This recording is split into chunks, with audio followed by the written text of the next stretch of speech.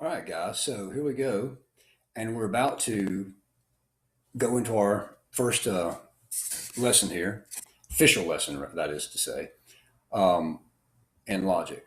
Now, go ahead and open up your books to the second chapter, if possible. If not, if you're not there, then obviously you can use this as a refresher to what you've already read, or as something to get into what you've already read, or what you are about to read. I would suggest that you go ahead and read each chapter beforehand if possible, and then use this as a refresher to kind of clear up any fuzzy aspects of that. So, with no further ado, let's head into this right now. Okay, here we are. We're going through our second little lecture here in regards to logic. Now, because logic, especially before we get to something, this may be a bit subjective here, but something that I would call fun, like informal fallacies. Sometimes logic can be a little dry in the sense that before you get to things such as informal fallacies, informal logical fallacies, that is, it can be a little like math in the sense of or even the proper rules of, say, English, something like that, because you're just learning the rules. You're just seeing what it means to put together an argument, what we call in logic a syllogism. A syllogism just being a structured argument. So, unfortunately, that may be a little dry at times, but hopefully, going through our text here, we can at least glean some very interesting and more importantly, truthful insights out of this to help us in our study of logic.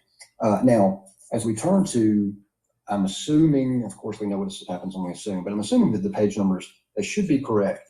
And whatever text that you, the student may be using, and my text here in Geisler's, the Geisler and Brooks text here. So if we begin on page 21, and we start just looking at the building blocks of logic, of course, again, this text is so user-friendly, it's almost superfluous to even have a lecture that would go along with these. Again, just because this text is so user-friendly. But having said that, as we look through page 21 here, we're just going to highlight some of these points, these insights, these foundational elements of what Geisler and Brooks are talking about here when we're talking about logic. So, of course, they just start out here talking about how things are built, obviously. They use a nice little analogy there, a nice example of a child using Legos or whatnot. But then what he wants to really bring you towards is to see that there are different usages of this word argument. Of course, the lay connotation has a pejorative type feel to it. You don't get into an argument, avoid arguments, try not to argue. But of course, again, in logic, remember, argument is not a bad thing. It's a good thing. So an argument just is your proposed preceded by premises.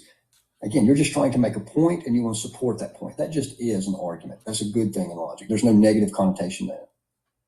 So when we say that, and we'll just highlight what Geisler and Brooks say here, by argument, we mean simply the providing of reasons for the basis of a conclusion. Again, just as we've just said, of course, I use the more official jargon there when I said premises, but really, this is really nice how he says it here, providing reasons for the basis of a conclusion. Of course, they want to point out that emotion should not actually be present. And this may be what lends gives the pejorative context to the word argument in the common usage of the term, because there's a lot of emotion involved. In logic, we're not trying to appeal to emotion. We're trying to appeal to reason, obviously. So what this argument is called in logic is just a syllogism. Now, the type of argument that we're talking about is type of syllogism, because the syllogism is just a structured argument, so to speak. And as they point out nicely here, that the type of syllogism that we're talking about is just it's just composed, of three sentences. Usually, most would refer to these as propositions. So it's just going to affirm your sentence or your proposition. It's just going to affirm or deny something, right? It's just going to say something is or something is not for the most part. And this is how you build your syllogism. These are usually what your premises are going to be composed of. Now, they want to go ahead and point out subject, predicate, all those sorts of things, and then how they relate to one another. And we're going to go ahead and skip down to those because we want to look at that. Now, going on down through, before they even get to the terms, he just wants to see how they relate. And this is a deductive type argument here. And he's going to highlight a deductive versus an inductive type of argument, or even so we would say syllogism, possibly. So a deductive argument is the type of argument that the conclusion follows necessarily from the premises. meaning that if your reasons are correct, if your premises are correct, if they're true, that is to say, then it doesn't matter if you like or dislike the conclusion. The conclusion must follow, just as the day must follow the night, as they say. Of course, so the investigation there we would want to see if the premises are actually true, and if the argument, the syllogism, breaks any formal rules of logic, which we'll get to. But right here on page 22, you'll see an example of a deductive style of argument, and in a way, it's to use the term rather loosely, it's almost self-evident here how this makes sense. So look, all A is inside of B, all B is inside of A. So what follows? You don't even have to be a student of logic to realize that if all of A is inside of B and all of B is inside of C, well, it just therefore follows that all of A is inside of C. So you could substitute words for those or terms for those letters, and imagine putting them in a paper sack of some sort. And you can just see how that makes sense. You don't even you don't have to be a student of logic. Why? Well, because your mind is just doing this already. Your mind is just geared to think this way. And this is why I want to help it or to make sure rather that our mind is reasoning properly. We're already doing this, obviously. So let's highlight a key passage here in the Geisler Brooks text at the bottom of page 22. And again, I can't emphasize enough to make sure you're reading this text. Very user-friendly.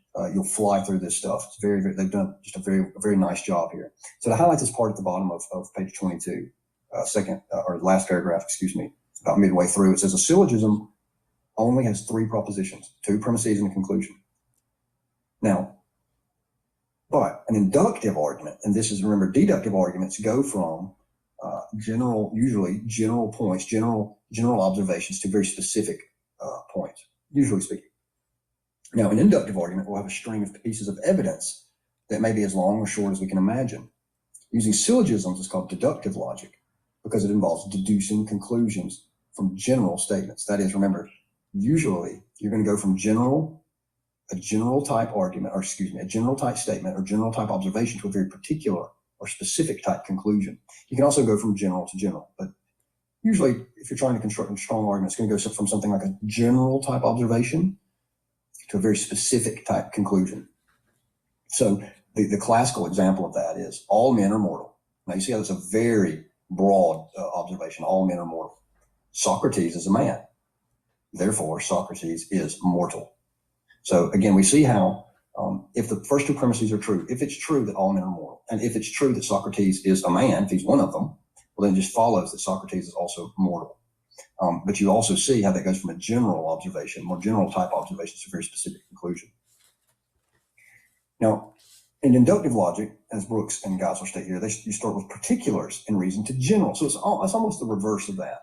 So instead of starting from very general observations and going to specifics, you would look at the specifics and then try to reverse that process. So an inductive type argument would be something like, well, I'm a man, and or let's say I'm mortal, and you're mortal, and so-and-so's mortal, and so-and-so's mortal, and that guy's mortal, and this guy's mortal, and as we've seen, every mortal I've ever seen has died. Well, then obviously you and I are probably going to die. Now you see how that doesn't yield certain conclusions like the deductive argument does. So inductive arguments, they lead to probable conclusions. So for instance, again, if you've seen so-and-so die, and so-and-so die, and so-and-so die, and so-and-so die, and so-and-so die, well, we might reasonably assume that, well, that just means that everyone's going to die. All things being normal, everyone will die. But again, it doesn't follow necessarily in the logical sense, meaning that it's possible that the earth, or let's say if this is, a Christian course, that the second advent of the Lord happens before people reach their natural death. So, or even say Jesus himself. So inductive arguments yield probable type conclusions. Deductive yield certain conclusions if the premises are true. Again, very nice, and you see figure 2.2 here, very nice highlight of that. Now, Geisler and Brooks want to point out at the bottom of page 23, the difference between truth and validity. Excuse me. Validity has to do with the formal rules of logic. And that's what we'll get to, later in the book and even possibly in this chapter, the actual rules of what logic entailed. That has to do with validity. Now, truth concerns material logic. That is to say, as they point out, it deals with the content, whether the premises and the conclusion correspond to things within reality. Now, if you've had any other philosophy course, even an intro course here, you'll know that that is the theory of truth that we are convinced that most is most, well, I don't want to say most true, but it's hard to say it any other way, but that is the theory that is the best, the strongest arguments we are convinced of are the correspondence theory of truth. So that is to say, in the context of talking about logic and discussing logic here, is that do the premises, do your reasons, in other words, do they correspond to reality? That is to say, are they true, right? And that's the concern of material logic, which is, again, not necessarily the formal rules, which is validity, but nonetheless, just as important once we start our discussion around our study of logic here. Now, Geisler and Brooks here start to give you a few examples at the very bottom of 23, and it continues over to 24.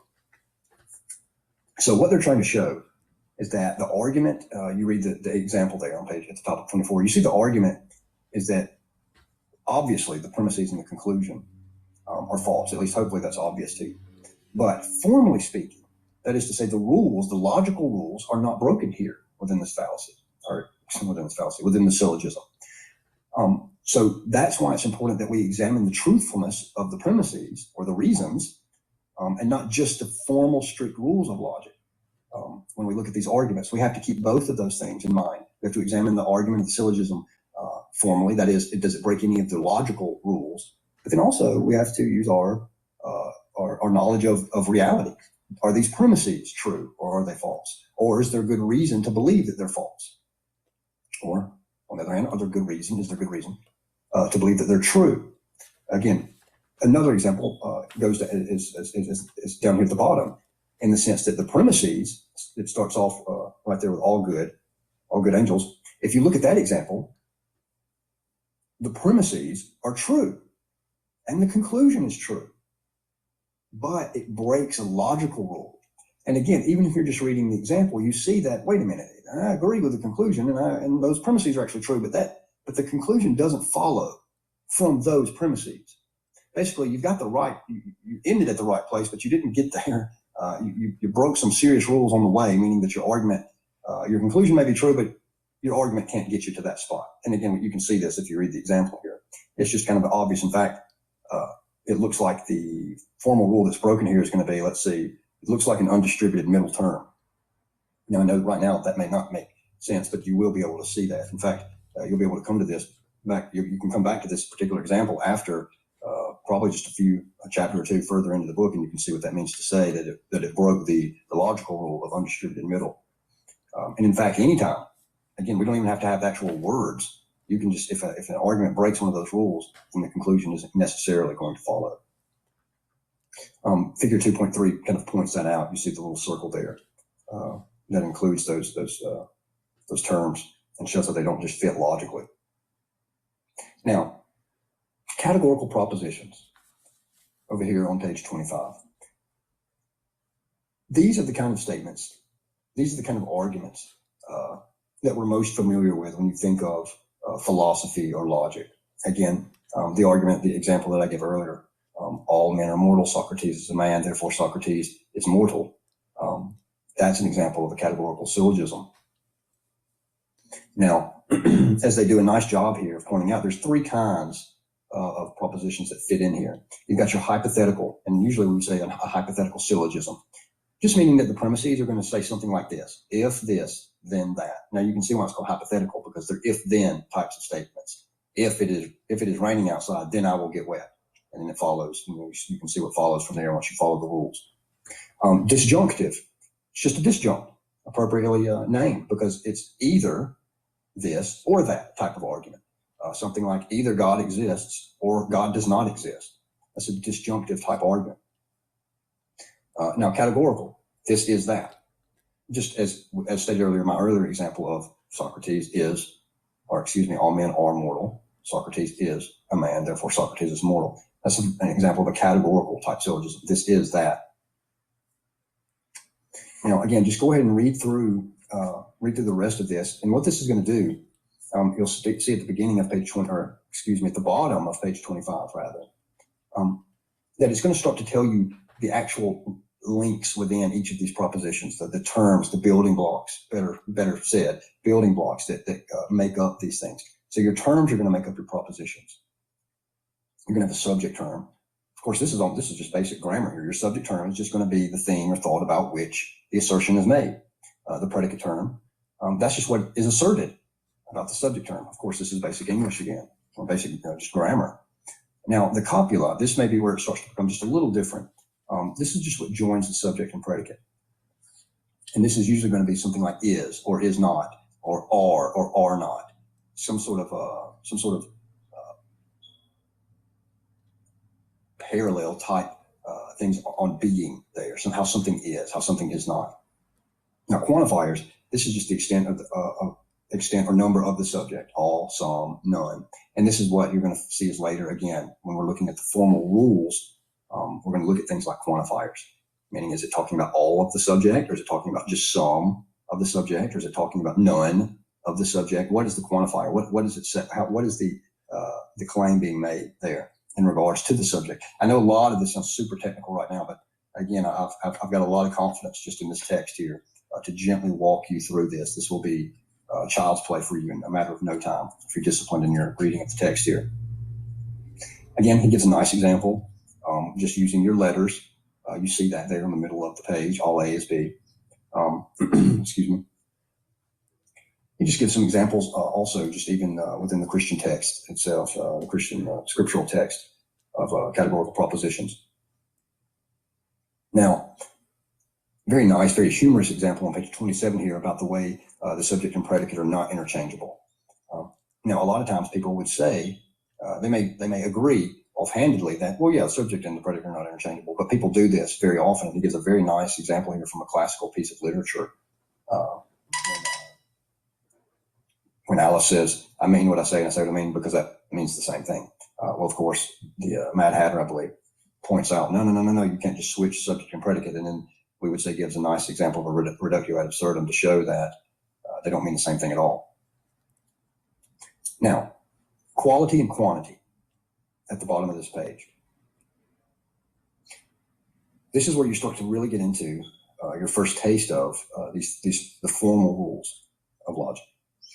Excuse me. So you're going to see how when we choose the copula, it is called the quality, or when we change the copula, it's called the quality, excuse me. When we change quantifiers, it's called quality, or quantify, I'm sorry. Now, these are going to be affirmative. These qualities are going to be affirmative or negative. Again, pay very close attention to your text here. It's going to walk you through that nicely. Now, when we come down, you're going to have universal type propositions. This is your first introduction to what type of proposition that you have when you start to look at these very strict, these formal rules of how you put together an argument. So these are going to be the big ones. You're going to have four types of propositions here. These are going to be the big ones. Your type A. And the sooner that you can just put these down to memory, the better, because you'll be able to go through the arguments and evaluate those rules. And don't get too bogged down with the rules. There's not going to be many of them. There's really not that many formal rules when you're evaluating a particular argument. That's the good news. There are many more, what we call the informal fallacies, informal quote unquote rules. Those Aristotle had somewhere between 11 and 13, somewhere in that area, give or take a few. Now someone has at one point said there's over 200, and there's probably even more. Meaning there's just an endless way in which people can screw up, to put it bluntly. But again, these formal rules, relax. Again, they're going to point these out nicely for you, and there's just not that many when we come to the end of it. Again, just a few, much less than a dozen, not even half a dozen. So anyway, getting back to what we're on track here in the middle of page 29, your type A type of proposition, there's going to be four. Type A is a universal affirmative. An example of that is all S is P, or more lay friendly, all men are mortal. Type E is a universal negative. No S is P. Or we could reverse that and say, we could try to argue that no men are mortal. because you're universally negating. You're making a universal negation there, hence universal negative. And again, going back up to type A universal affirmative is you're making a universal affirmation. All men are mortal. Notice too how these just follow the vowels here, A, E, I, O. No, of course not you, but A, E, I, O. Now type I, this is related to our type A. If our type A is a universal affirmative, then our type I is a particular affirmative. Some S is P, or some men are mortal. Notice that it makes sense to say particular because you're just honing in on a particular group, but you're still making an affirmation. You're still making a positive statement here. You're saying that some men are mortal.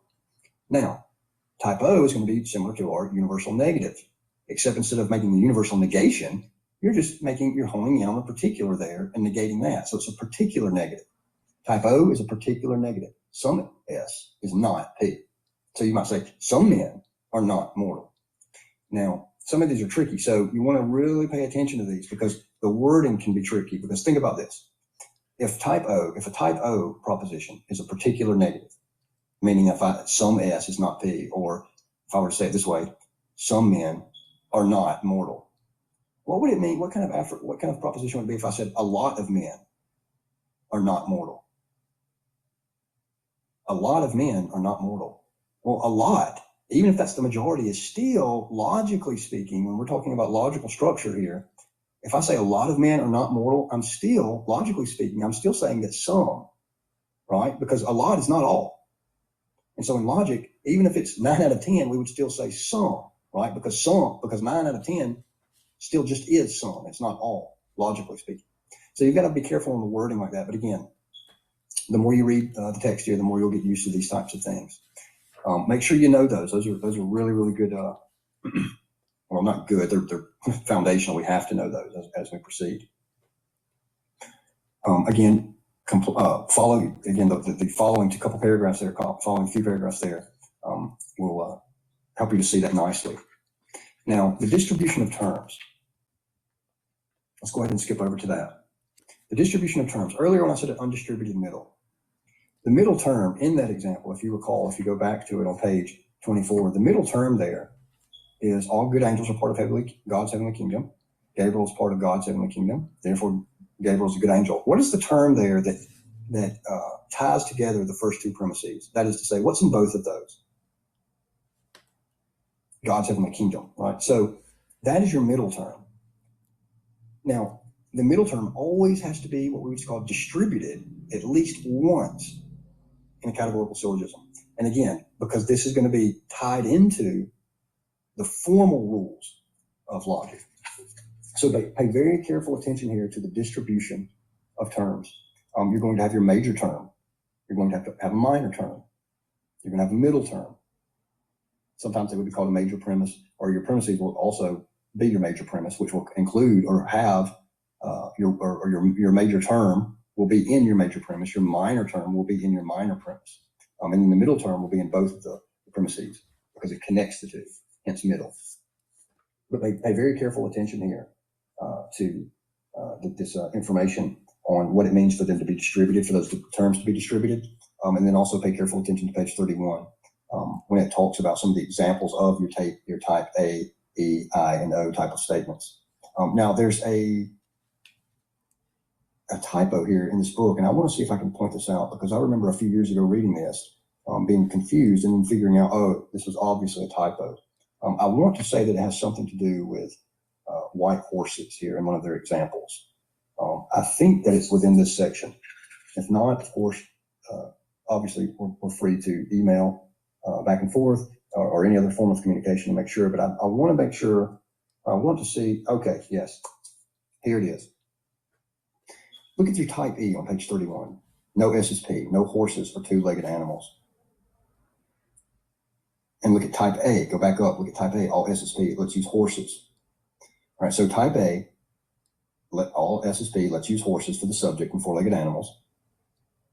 And then type E, no SSP, no horses or two-legged animals. Now, oddly enough, check out type I. It says some SSP, some heroes are white. Now, that's supposed to say horses. So a few years ago, when I was first reading this particular text, I was thrown for a loop here and trying to figure out how this connected. Remember, at this time, a decade or so, however long ago when I was reading this and didn't know logic and was learning logic for the first time myself, I was struggling here. So hopefully this saves you a good 30 minutes of trying to figure out what in the world's going on here. This is a typo. It should say some horses or what, to stay consistent with what's going on. Now, typo, we're back to particular negative here, particular negative statement. They also give a very nice little chart on figure 2.6 that is basically a cheat sheet. Helps you to see which terms are going to be distributed within each statement. And of course, on the other hand, it's going to show you what's undistributed, which terms are undistributed within each statement here, each type of proposition, I should say. Now, if you forget all else, remember this simple rule. Remember this: universal subjects and negative predicates are distributed. Let me say that again. And again, this is going to make sense as you flow through the text, especially if you've already read this. This is already all making sense to you. If you haven't read the text yet and you're in this lecture, it probably sounds like Greek or Latin. Now, having said that, remember this is going to be this rule will carry you very far in the course. Universal subjects and negative predicates are distributed. The rest are not. In fact, I believe the guys in Brooks are going to state that at the bottom of page 32. As we look over, or as you come to, it is also going to give you another figure, 2.7. It's going to try to say the same thing as figure 2.6, something similar to that. Now, remember, the smallest building block is Geisler and Brooks to sum up all of this. The smallest building block is a term. It takes two of these. Two terms make up the proposition, and they have to be tied together with the copula, which, remember, the copula is just going to affirm or deny. That is to say, it's going to be affirmative or negative, and it determines the quality. Remember, affirmative or negative is talking about the quality. Distribution, excuse me, it's going to talk about the quantity. So distribution of a term tells whether a term refers to all or some of the members of its category. Quantifiers may be either stated or implied to help us find the distribution. And again, pay close attention to that. They talk about this earlier in the text around page 30 or so. We're really going to highlight that rule that we just summed up. The distribution tells whether a term refers to all or some. So all of that can be simplified to this. And I'm just going to quote Geisler and Brooks here. There are four types of propositions: A, E, I, and O. Universal subjects and negative predicates are always distributed. If you can hang on to that, as they say, then you've got it made. Now, here's your exercises. So as you'll see in the module post there, just make sure that you complete these. If there are any questions, again, if you've paid careful attention to the text, you'll fly right through these. And of course, at the onset, some of these will seem very, very easy, which is a good thing. If they seem easy, that's fantastic. It means that you're starting to just grasp some of these essentials, some of these building blocks of putting arguments, putting syllogisms together. You'll see the exercises here. If you have any questions, of course, feel free. You probably won't. I trust that you probably won't, just having gone through this text and hammering some of these out. And then next week, we'll go to the basic logical structures. Have fun with that, and see you next time.